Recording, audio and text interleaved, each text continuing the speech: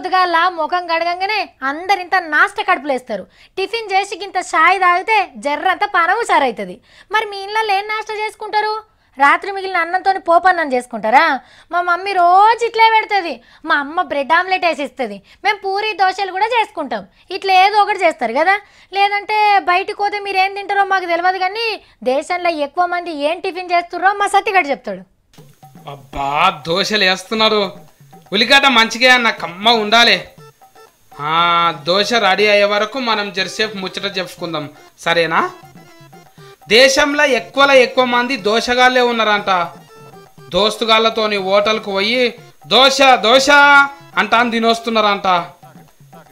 సత్తిగాడు దోశలు తినమరిగి అందరి మీద చెప్తున్నారంట అని ఫెయిల్ కాకుండ్రి. ఇది నేను చెప్తున్నా ముచ్చట కాదు.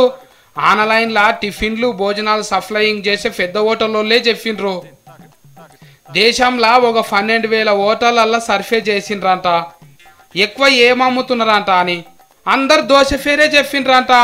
కరెక్ట్కే దోశలు మస్తు కమ్మగా ఉంటాయి. మరి మసాలా దోశ, కారం దోశ, ఉల్లిగడ్డ దోశ, ఆలుగడ్డ దోశ, ఆమ్లెట్ దోశ, పేపర్ దోశ, ఒక్కటి ఆరోండా ఎరైటీ దోశల గురించి చెప్తే అర్జెంట్లో దోశ తినాలనిపిస్తుంది మీకు కూడా. మళ్ళా మంచిగా పెంక మీద దూరకు కాల్చిన దోశను మంచిగా పల్లి చట్నీలు అద్దుకొని ఇంత సాంబార్ ముంచుకొని తింటుంటే అబ్బా ఇంకో దోశ అంటానే ఎగబడతారు.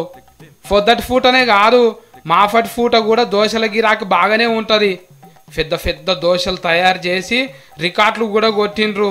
గంత చరిత్ర ఉన్నది మరి దోశలకు. ఇప్పుడు దోశలు అంటుండ్రు కదా, ఊళ్ళరాలు వెనకటి గిట్లనే అట్లు పోసుకొని తిందురు. దాని పేరే మార్చి సోకులకు దోశ అంటాను పిలుస్తున్నారు. అబ్బా ఇంతసేపు దోశల వార్త చదివి నాకు కూడా నాలుకే గుంజుతున్నది. పొద్దుగాల మా అక్కని నాస్తకు దోశలే వేయమని చెప్తా.